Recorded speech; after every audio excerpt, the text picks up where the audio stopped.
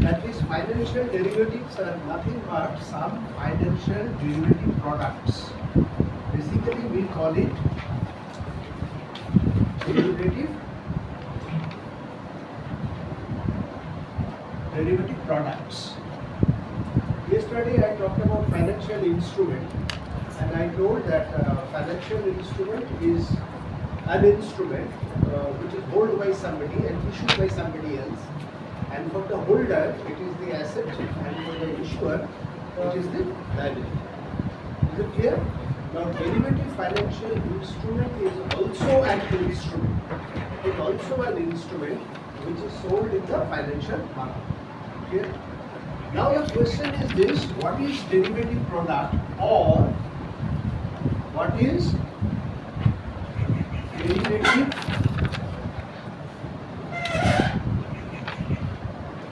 financial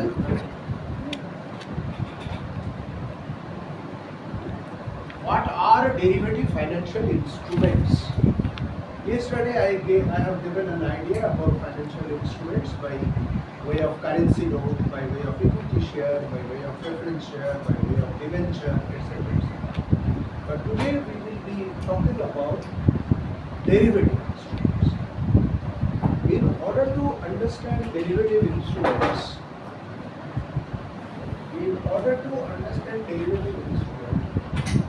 what you require is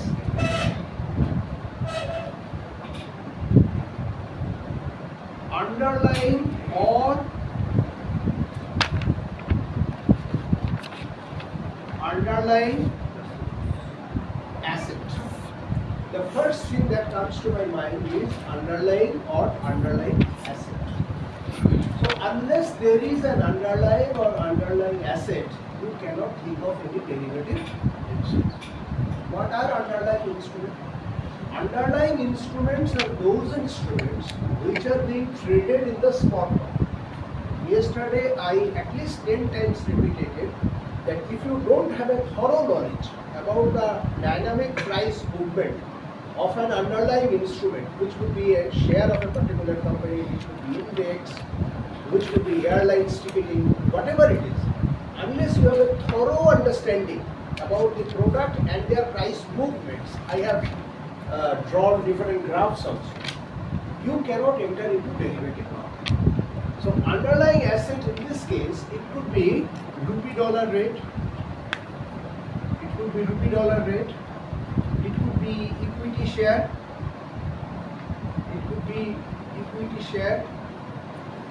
like say Nestle,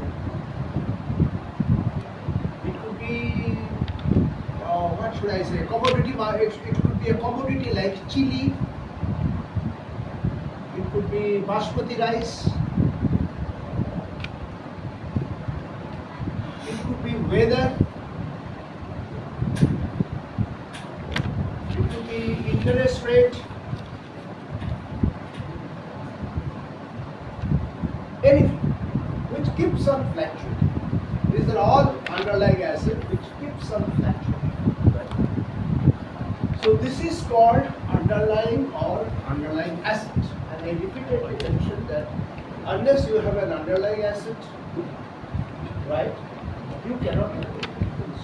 This is the starting point of underlying derivative. Plus technique. So only underlying instrument, only underlying asset will not result into a derivative. This is the main difference between derivative and non-derivative. In non-derivative, which are sold in the spot market, are only underlying assets. But while you are coming to derivative, in the field of derivative, you have to apply a particular technique or combination of many techniques. So technique may be single, it could be plural. So there could be one technique or there could be combination of techniques. So when there is combination of techniques, we call it exotic derivative. When there is combination of technique, we call it exotic derivative. And when it is single technique applied on an underlying asset, we call it একটা plain vanilla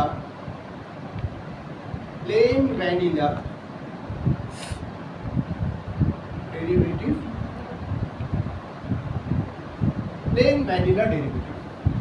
we call it plain vanilla derivative, right? Now before I go further, I simply want to say what are the derivative products which are available in the Indian stock market, because financial market is a big jargon, is a big phenomena, but we will always try to give reference to stock market. So far as the derivative stock markets are concerned, there are 4 instruments available. 4 derivative financial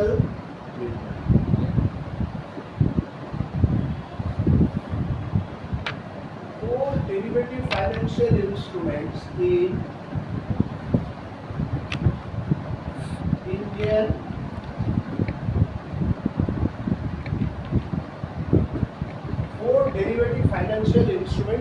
Indian stock. What are these? The first instrument was index future. So index was the underlying and future was the tech. Index future. Is it clear? Then what we got is index option.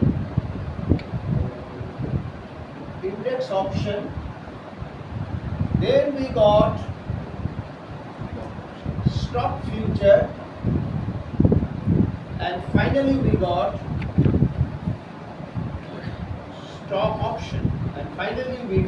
stock option. These are the 4 derivative financial instruments which are available in the Indian market now, and in short or very popularly we call it F&O sector. So initially I classified financial market into 2 broad categories. One particular category is called spot segment, and the other segment we call it derivative segment. Now today we are in the derivative segment, and popularly we call it F&O segment. It means future and option. But we can always ask ourselves, are the future and option 2 techniques available in the derivative market? Are there no other technique? Wrong. There are other derivative techniques also. But so far as the Indian market is concerned, they have adapted only 2, future and option. Now I am coming to the technique part only, exclusive. What is the, and as a result you got derivative instrument, and these instruments are being traded in different markets. When it is a question of instrument must be sold or bought. Where it is sold, it is stock market. I am not talking about India, I am talking about the global markets. So stock market, it is being sold. Currency market it is sold, or I can call it foreign exchange market. The derivatives are very much there. Then interest rate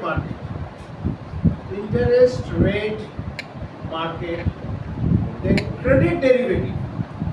There is a big market called credit derivative market, and there is weather derivative, where what will be the temperature next day or what will be the temperature after 30 days. These are also predicted, and you trade on the derivative, or it could be rainfall also. So these are the very popular derivative being traded everywhere, and the scenario is also changing. Don't think that the scenario of the derivative is very static, it is changing. For example, commodity, when it was introduced in the derivative market, commodity, for example, basmati rice, chili, haldi, jeera, cumin. So all these things have a spot market, but once it entered into the derivative market, only futures were allowed. But nowadays you have option on commodities also. So option and commodity is a very popular segment of the market, and the volume of that particular segment is increasing every day.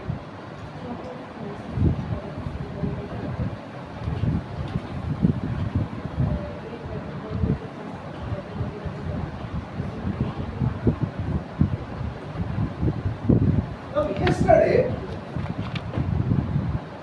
yesterday I was talking about 3 attributes about a market. Attributes of a good market.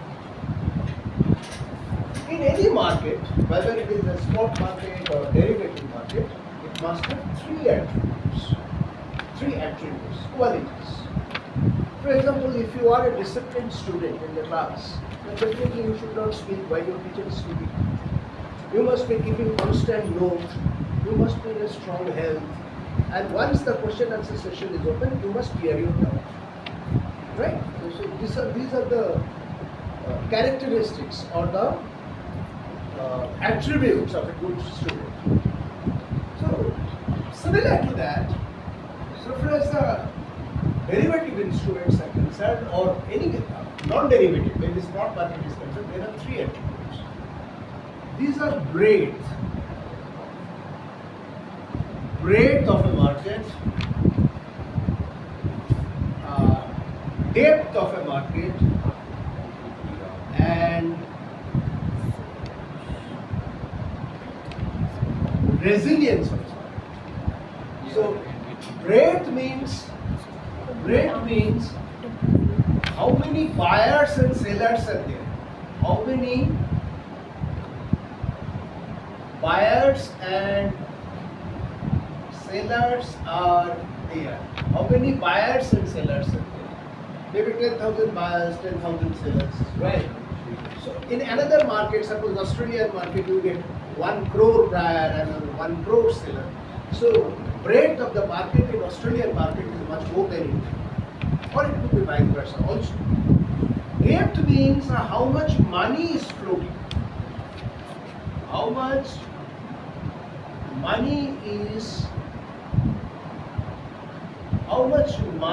floating in the market. How much money is floating in the market. If a big amount of money, say some 300 trillions are floating in the market every day, then it's a deep market. On the contrary, if only 30 millions or 40 millions money are being floated every day, it is a narrow market or shallow market. Shallow. Then resilience. What is resilience? It's very simple. Every market falls. Once my market falls, say Sensex falls or Nifty falls, we make hue and cry. But there are a lot of people, for example, Andorra is in with Reliance. So many times you have observed that the price of Reliance is falling. So do you get dissatisfied with the falling of the Reliance on a particular day, say 30 rupees fall or 70 rupees fall? No. Because you know today there is a 30 rupees or 70 rupees fall, and tomorrow it could be 120 rupees upside. So resilience is not the movement, is not with reference to a particular stock, but it is reference to an entire market. Suppose Sensex is falling. Today 30 points, next day 50 points, next day 10 points. That is not important. The important is this, how quickly it can bounce back. So it is not applicable for Indian market, for American market also, Dow Jones also, or Nikkei also. Nikkei is Japanese. So every market falls and every market gets bounced back. So what is the inner strain? In case of a human being also, your health is very bad. If you are in fever or you cannot wake up from the bed, etc. It happens. And sometimes you find yourself very energetic. You are making 5 kilometers morning walk, then you are going to office, and even after returning from the office, you are playing sitar, etc. Or maybe after sitar, you are cooking for your family, then you are sleeping on. Sometimes you are tremendous, you are running with tremendous energy, and sometimes it happens. So why does this is true in case of a stock market. Stock market also moves in a very energetic fashion. Stock market sometimes move bearish. So bearish movement is not bad. So resilience matters. How quickly you can cope up from the bearish trend and go to the bullish ones. Is it clear? Bulls and bears are constantly operating in the market. So you never undermine the strength of bear or strength of bull. So this interaction is always going on. But the point is this: how quickly you can move from one phase to other. Rather, I should say from my experience, not having bearish movement is very bad in a market. I will explain it in the form of a mathematics later. Now there are other things probably I mentioned, but I do not know whether I have. I cannot recollect. Why are people approaches to derivative? Why are people approaches to financial market? I told you. But now today I want to tell you why are people want to approach derivative. Number one is risk management. Risk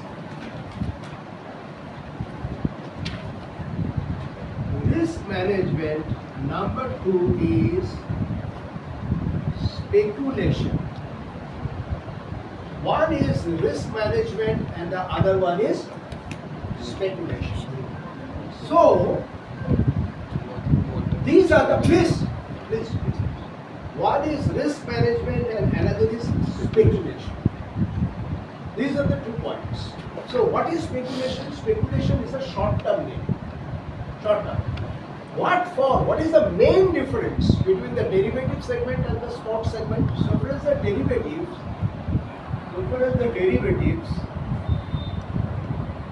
no demat account is required. No demat account is. Why no demat account is needed? Why no demat account is needed? Because you are not buying the stock. You are taking an exposure on the stock. So no demat account is needed. Is it clear? You are not buying the stock. I am coming to you. You are not buying the stock. You are taking an exposure on the stock. Exposure means whether the stock is going up or the stock is going down, according to your anticipation. If your anticipation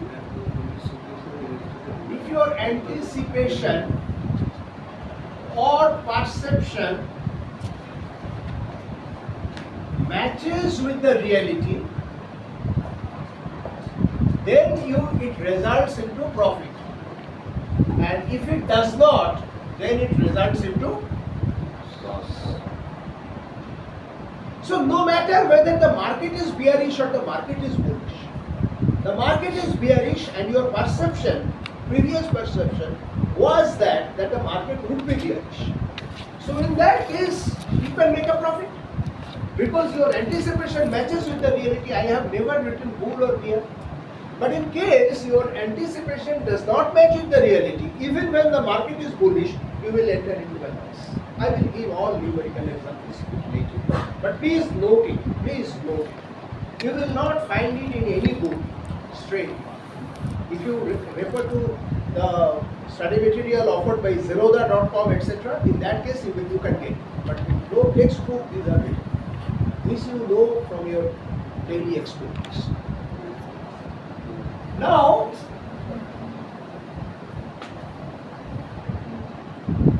I come to, or there is another reason you go for derivative market is arbitrage.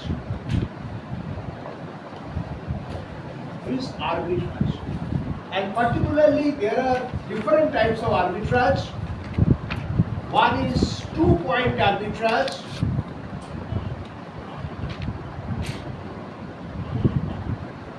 One is 3-point arbitrage. Another is forward market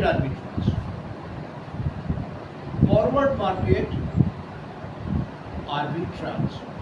And since the derivative begins with the concept 0 to t, whatever I am going to discuss in another 7 or 8 classes on derivative, you will always find the spot market is symbolized by this single point. This is spot.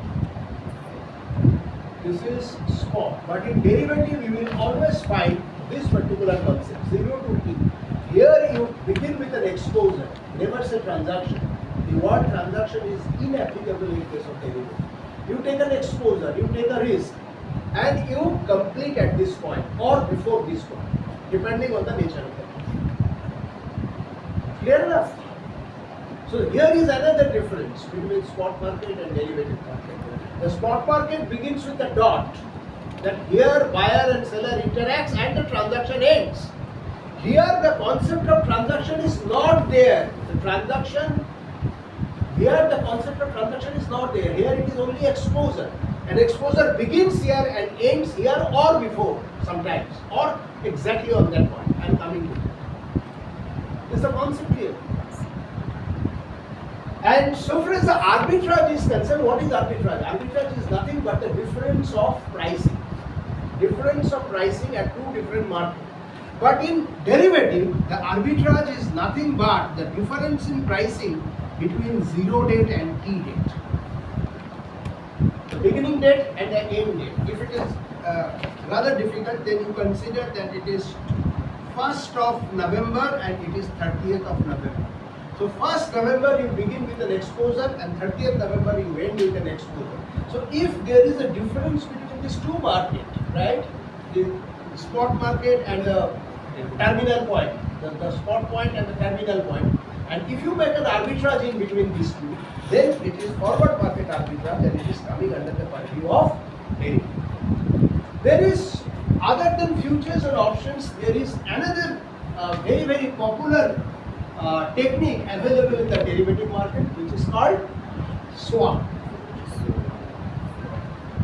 Swap is another technique. Please concentrate on the board. This class will be for 30 minutes, 30 or 40 minutes, and after that it will be open for question and answer, because I understand that it is rather technical and it is slightly hammering on you. I understand. But I am taking this course for the last, say, 20 years, different institutions. So probably I can clarify you.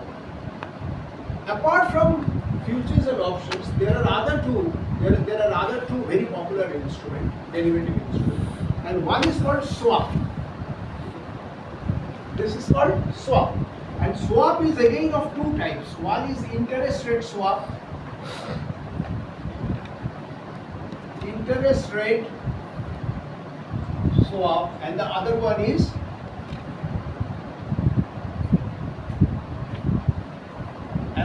currency swap. One is interest rate swap and the other one is currency swap. Is it clear? Interest rate swap and currency swap. But I am not going to disclose all these things because it may appear to be rather more difficult. Rather, even going before the futures and options, I start with the most simple derivative instrument, which is a combination of an underlying asset and a particular technique which is easiest to understand, which is called forward. So if anybody asks you, this is a technique, derivative technique. So if anybody asks you that what are the different techniques available in a derivative market, you simply answer 4. The first one is forward. The second one is future. Third one is option. And the fourth one is swap. Again, forward and future, their nature is very same. Their natures are very same. But there are certain differences also. But both may have long and short. That means there could be long forward and short forward. There could be long future and short forward. Is it okay? Forward, there could be two different types of forward instrument. Forward technique, I should say. One is long forward and the other one is short forward. So as the future is concerned, there could be long future, there could be short future. Long is applied when the market is bullish or perceived to be bullish. When the market is perceived to be bullish, we call it long future. When the market is perceived to be bearish, we call it short form or short form. Both are same. So when both are same, what is the difference? This is customized. This is customized, but this is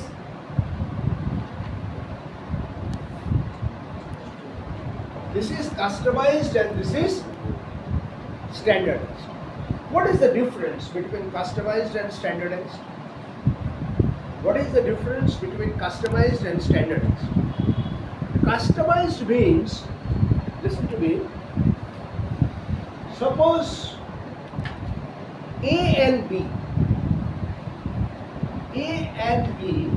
they are trading partners. A is in Malda and B is in Kolkata. So A wants to sell mangoes, but he doesn't know what is the price of the mango. So the mango selling normally comes to the peak point at the end of May or beginning of June. So there is a contract on 1st January that when I will have mangoes, will you buy it? Suppose B agrees to buy it on 31st May, because there should be a date, na? It cannot be for an indefinite period. So whatever mangoes he will give me, I will buy, and whatever is not a stipulation. So stipulation was 1000 kgs of mango. 1000 kgs of mango. You may have 2000, you may have 800, does not matter, but you have to give me 800 kg, 1000 kgs of mango. Now the question of, so in this case, what is the underlying asset? In this case, what is the underlying asset? Underlying asset is mango. Simple. And how do I go for negotiation of the price or the characteristics of the exposure, whatever you call it? What was the price of the mango last year? Suppose last year it was 450 per kg. It was 450 per kg. So we anticipate that it will be 500 rupees this year because there is inflation. So B anticipates that it will be 500 rupees this year. But on the other hand, A is to some extent bearish and he believes that the market will be somewhat around 425 to 430. So their anticipation is different. Anticipation, if you call anticipation, it is 430 and it is say 500. Right? Both the prices are not real price. This is anticipated price of both the parties. Now suppose they go for a strike. They go for a strike price. Strike price means, once I introduce, there will be many different terminologies. There will be many different terminologies that has to be explained because you are listening it for the first time. Strike price means not the actual price, not the future price also, but it is an agreed price between the parties that whatever might be the situation, we will negotiate at this price. Clear? So there are two prices. One is spot price, another is strike price, another is ruling price. Three prices. One is spot price, another is strike price, another is ruling price. Three different prices, and we call it S0, we call it K, and ruling price is nothing but current market price on the date of cancellation of the contract. Cancellation or termination of the contract. Now in this case, suppose the strike price is 480 480 is the strike price. We symbolize it by K. And all through the class we will represent strike price by K. So 480 is the strike price. 480 is the. Now suppose what could be the ruling price? The ruling price is say 490. Ruling price means on this date the mangoes are available at 490 in the market. The mangoes are available 490 in the market. So who will make profit and who will make loss? Who will make profit and who will make loss? So for instance, A is concerned, A will get the mangoes at 480. A will get the mangoes at 480 because there is a contract.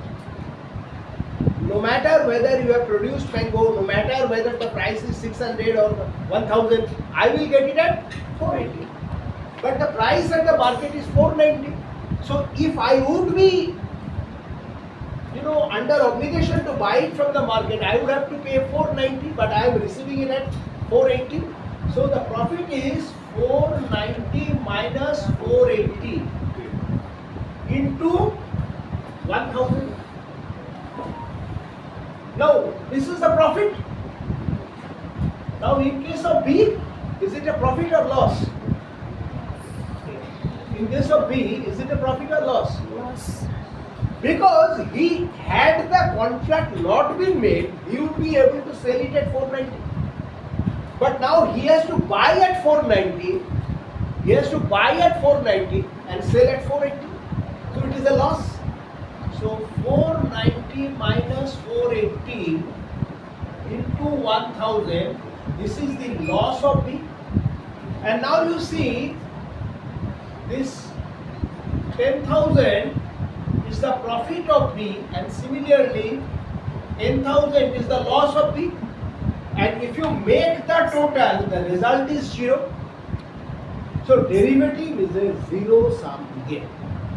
Please write. This is a most important attribute or essential feature of a derivative contract. That all derivative contract, whether it is a forward, whether it is future, whether it is option, whether it is even swap, the derivative ultimately when the derivative is settled, it is a zero sum game. That means it results into 0. Neither anybody gains nor anybody loses. And if one party gains and one party loses. But the point is, if you club this together, it will result into 0. Because somebody's loss exactly is equal to somebody's gain. Nothing more, nothing less. So time Time is over. Time is over. So I stop here. Contract. So to close it.